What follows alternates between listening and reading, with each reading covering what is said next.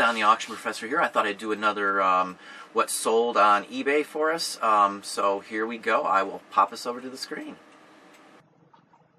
Here's the first item that we sold. This one I took $68 for. This is a $2.99 half off price purchased shirt. It was obviously $5.99. The tag was actually shoved inside where the buttons go, so I doubt they saw it. I did see it, pulled it out, and it was a good purchase. Never heard of the label, never seen it before. Again, I just took a shot. It feels like a decent quality Tommy Bahama. It had the inside tag, as you can see, too. And again, it was a decent investment, $68. Here's the next item. This one I've talked about in another video, and I actually showed it in a haul video. This one sold fairly quickly. It was up for like 10 days. I took 40 on it. Here's a boxed item. This came from someone's garage. I picked up like 17 boxed items. I think I've sold them all. It was a good mover. I actually took 45. Oh, no, I'm sorry. I took 55 on this one. And it was quick again. It's all there. The insides were all there. It was never used. I do buy this stuff whenever I see it. It's a good money maker, high profit, quick turnaround. I just got $1 or something into it. Let's see here. Another postcard. I think I had a couple of these. The writing on there, unfortunately, somebody wrote in pen on the front. Had that not been in pen or ink, I would have gotten more on this one. But again, it was a good mover. It was quick. It was $1 investment for me. Thubutha, I think is how this has been pronounced. I've had 5 or 6 of these. It's from a local group up here, so they do show up quite often. That's what I sold it for. This one I put on an auction. I had a couple copies, multiple copies. I sold one right off the bat, I think, for $95, and then this one sat for a little while. This one here, that's literally, it's a private press, Cincinnati, Ohio. Write Records was made by, I think, Star Day. So this is one of those, you need to check the dead wax, which is the blank space between the label and the first tracks you see on the inner circle. And then usually you can determine who made it from there and whether it's worth even messing with. But this is a local one, as I said. There's 2 versions of this. There's one that it's regular black vinyl, and then there's another one that's translucent. When you hold it up to the light, it's actually purple and see-through. When you're just looking at it at normal basis like this, it just looks like a black vinyl record. So you need to literally hold every one of these up to the light. The difference makes it about $50 to $75 more if it's the translucent purple version. That one was pressed and very limited. I believe that was actually the first run, and this was like a secondary run, the plain white ones. I've had 10 or 15 of these. Around here, again, they do show up. It is Zion, psych meaning psychedelic. It's got the funk to it. They sell very well. It's private pressed. Can be considered folk. I've listened to the whole thing just because I wanted to see why people paid so much for it. That's usually what I do for everyone. I believe you can actually find this one on YouTube, too, and actually hear what it sounds like. It's pretty out there. But again, it's the 60s, very, very early 70s. I think this was made in like 68 through 72-ish era. But a good one. This is just some jewelry piece. Again, this is probably like 50 cents or $1 I paid for it. I got $22.50. This sat for a while. This was up for 7 months. But again, I paid, $1 for it. A whole year's worth of listing for this for us is like 60 cents. So if I have something for a year, people look at me strange. A year? How can you wait that long? Well, the example is this, and this happens every day of the week. I saw something that's been up for a long time. We've got 34,000 items now, so, and just one of our accounts has 20,000, so it doesn't take long to make up the difference when you have something set. Every day something sells that's been here for longer than 7 months. That's a fact. Next one. Here's a pin. Chrysler Corp, any automotive stuff sells and shows up around here all the time. This was actually from a garage sale. I think I paid like $1 for like 4 or 5 things. Most of them are similar to this. It's 10 karat gold filled. That's 10K dash GF. That's gold filled. It was a quick one too. This one wasn't up too long. Let's see here. These I get for like a quarter usually at several of the religious resale shops around here. They usually sell the religious items very, very cheap or free on some of the cases. It sat for a little while, but again, I have literally nothing into it.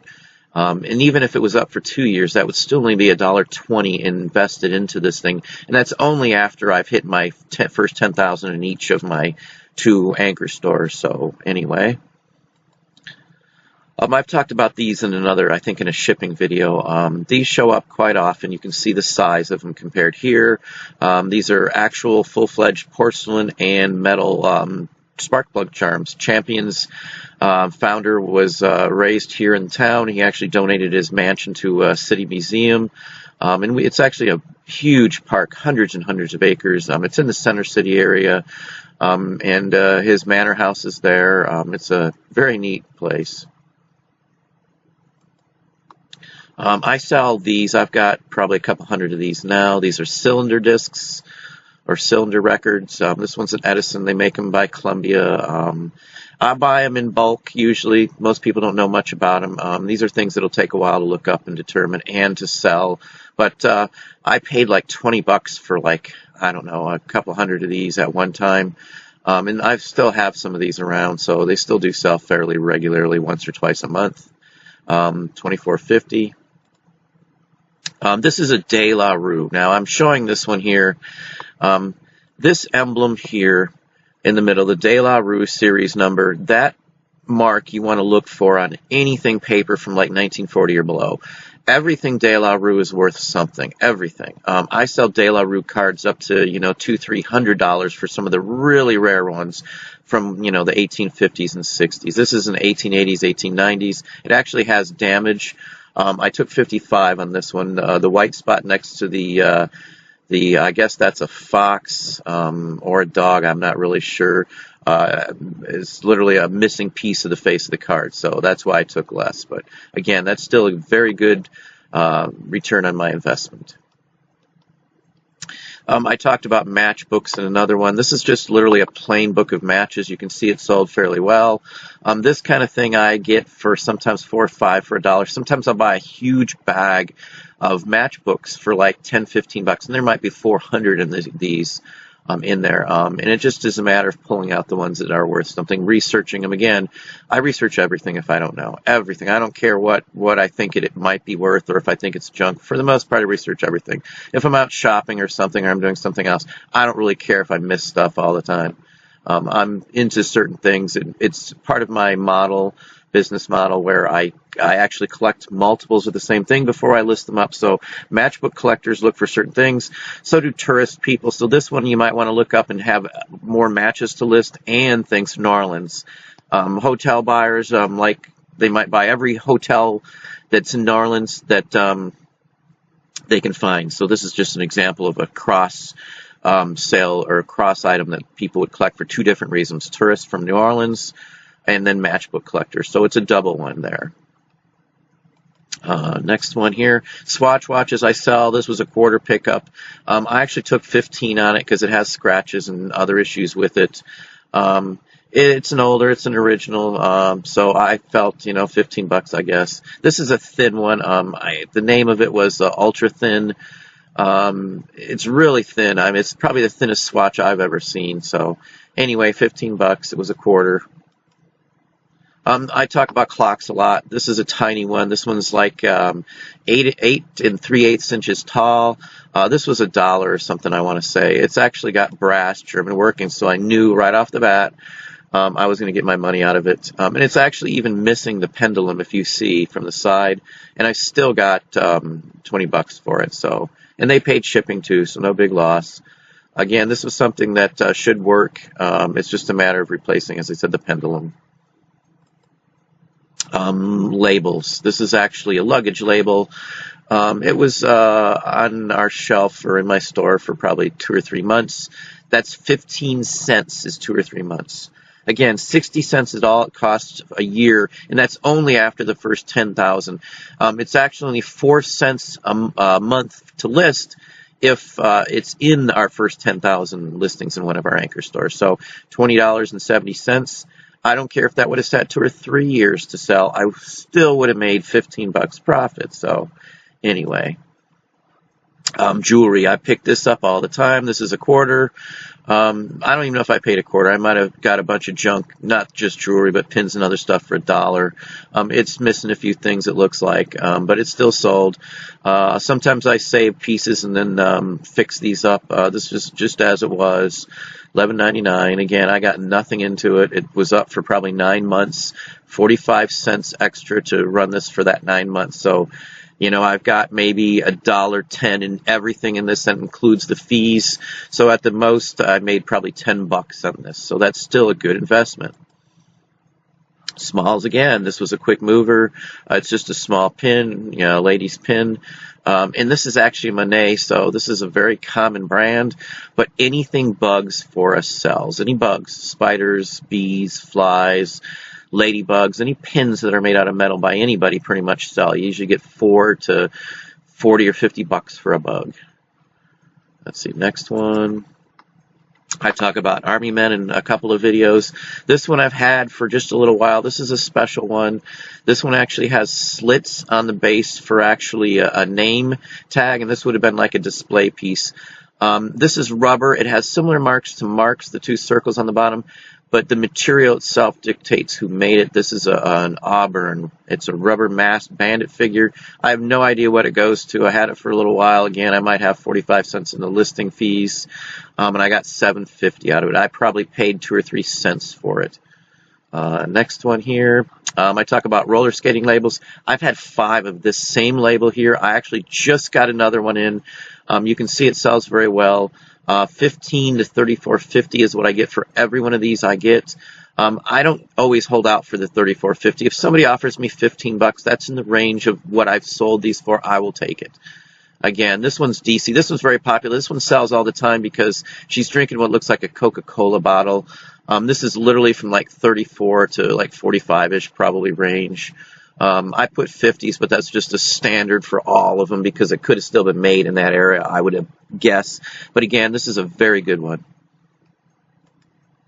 Magazines, this was a $1 pickup. It actually included all the material you see, which is for a flying school from 1934, Parks Air College. I've sold other pieces from some of the other air colleges. They always sell. You can see it didn't go very bad for a $1 investment. It's a nice artwork. I figured it would sell higher, but at this point I didn't care.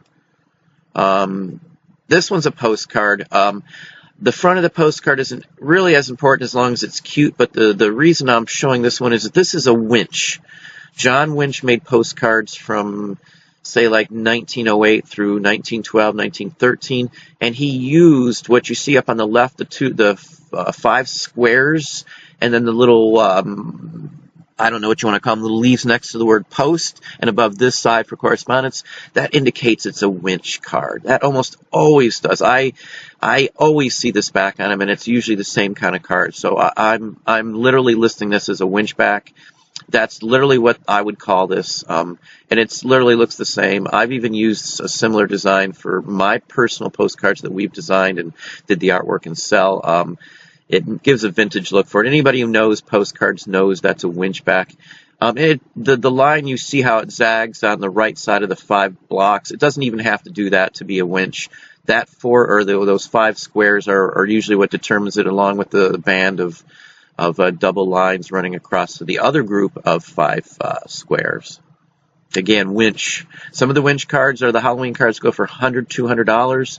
I've seen an Uncle Sam Winch go for like $300 or $400. So I always look for those backs and then worry about the front.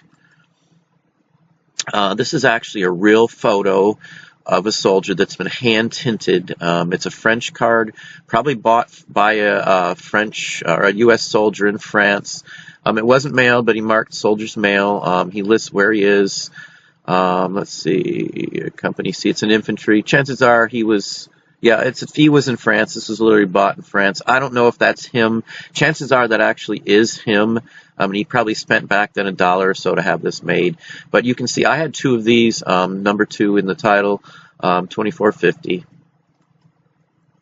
I paid $1 for that last one too, mind you. This I usually pay $2 for a set for cufflinks and then the tie clip. And I got $24.50, sold full price, no argues. Anson, you can see the name of the company that made it. Z24, that's actually where my number is, so I know where to find this.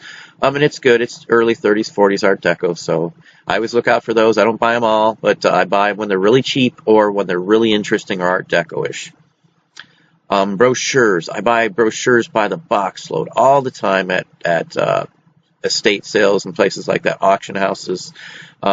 This one's an early one, 1950s. I'm sorry, 1968. So this even isn't that early, and I still got $34.50 out of it.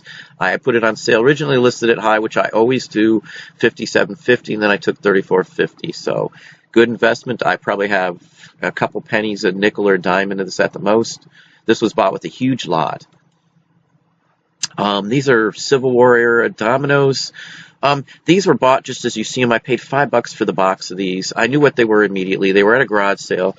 The cigar box that they are in is from the 1890s to 1910, but these are pin set dominoes. You can see the metal brass stud. These are actually meant to be able to be spun on a table like a top almost. The brass pin goes all the way through it. The actual dice is made out of ebony wood and actual bovine, which is cow bone, and there are actually 2 brass rivets that hold the face plate, the bone part, to the wood in the back, and you can see them the far right next to the actual 1 dot. There's a little circle. That's the brass stud that holds this together, and then you can see it goes through as well. That's how you distinguish these. They always sell. This one was up for a little while, but they always sell for $5. Who cares? Magazines I sell a lot of. This one wasn't up long. This one came in a batch that I actually showed in one of the haul videos I have. I actually sold some of the American Cinematographer too. I don't know if I included one of those, but I've sold several of those, and I've already made my money back and a profit for just selling a couple. This one came from that same lot, so altogether I've already made my money back from, I think, every haul video that I have up. I have made a profit from every single one. But again, this one sold fairly quick. Subject matter matters. This one, I believe, Lana Turner murder was the issue on this one, and then Davy Crockett as well. So that was the keys for this one. 3 and 2-tine forks I sell all the time. This is a bone, or I believe this was an antler handle. Yeah, this one's an antler in metal. It has a sterling ring around it, but I sell 2 and 3-tine, just regular forks, like eating forks. I usually get $12 to $34 for those. You can see this one sold fairly well, $20. This was like $1, I think, at an estate sale. Photos, again, I sell photos. This one's an official CBS from a TV show. I sell these all the time. I think I sold 3 or 4 this week alone. So you're looking at 400 or 500 I do just in these type of photos alone each month. That's about average. Let's see here. Records again. Till we meet again. Burr and Campbell. Henry Burr. That's what this one sold. That's why this one sold. I don't remember Campbell's name, but they're well known. They were around in the early days. This one's not a typical 78. It's actually only 8 7/8 inches across. Has a diameter of. The typical 78s are 10 inches. These ones stand out. They're not always movers, but usually Burr items sell, so I usually look out for that. This one wasn't up long. It was up for maybe 4 or 5 months. Again, that's like 20 cents to list, so don't let the time frame fool you. And I paid $1 for it, so $34.50. No quibble on the price. Bought it straight out. Buttons I sell. I'm going to be doing some button videos because you're going to see these at every garage sale you'll probably go to, or you'll see them on clothing. This one I actually bought a piece of clothing for 99 cents at Goodwill. I cut the buttons off. That's all I wanted. These are handmade Millefiorni, or however it's pronounced, the same ones that do the paperweights, handmade glass, and I got $24.50 out of them. So again, this is a 99-cent investment out of a piece of clothing. I'll buy clothing at Goodwill, Salvation Army, estate sales, garage sales, anywhere just to get the buttons any day of the week. This is just something you need to look for. Blazer buttons too. If say you got a blazer that's damaged and there's buttons on it, you might be able to get them to give you that blazer because it's ripped. You might get it for 50 cents or something because it's got damage. But the buttons may still be worth something. Chanel buttons. from clothing. Original Chanel buttons I've sold for $200 a set of 22. So you can sell just buttons. You can buy damaged clothing and make money off of buttons. That's another good insider secret that most people don't even mess with. But you see I'm not fibbing here on the price. I have some more buttons I think I picked out to show you too, because again, I'm going to be talking about buttons real shortly here, among other things. It's one of my secrets. Everybody calls stuff bolo. I look out for anything. So for me, anything is a bolo. Buttons, again, off shirts, off clothing, off anything. Real picture postcard again. This one wasn't up long. This one was an interesting one. He's actually riding has a bison, a buffalo, pulling a chariot. Interesting subject. You can see it went very well. Next one. I sell poster stamps. I've talked about them before. You can see the price. These were up for a year and a half. Again, that's less than $1. So, I'm not really worried about the year and a half that this might have sat to make this kind of profit. I bought a whole bunch of these at a estate sale that listed postage stamps. I walked away with maybe 10,000 or 15,000 stamps and poster stamps. And I think I might have had $150 into all of it. And that same day I walked home with this a year and a half ago. I pulled out 4 poster stamps that were for a World War II jet fighter promoting it. And I got $120 out of those alone. And I sold them immediately. They were up on a buy it now and sold. So I almost had my money back within like 8 hours of buying these kind of items. So I always buy this stuff in bulk. There's always something in there. I don't think I've ever not made or doubled or tripled my money on stamps when I buy them smartly and look out what's there. I collected stamps when I was, a kid for Boy Scouts, so I know somewhat of stamps. That's one of the few areas that I knew before going into this. Let's move on. Pencils I talked about in another one. Stuff that's always missed. This one I got maybe 2 cents into. And again, I got $14.50 for it. Pencils sell all the time for us. I never pay more than, say, a nickel for a pencil. And I usually sell them, as I stated in another video on what to look for. This is a bolo for me, if you want to call it a bolo. Pencils for trains, for airlines, for hotels, for movies. Anything can sell, but you need to at least know something about them and have an idea on what to look for. Just any pencil is not going to sell. But I buy hundreds of these every couple months, honestly.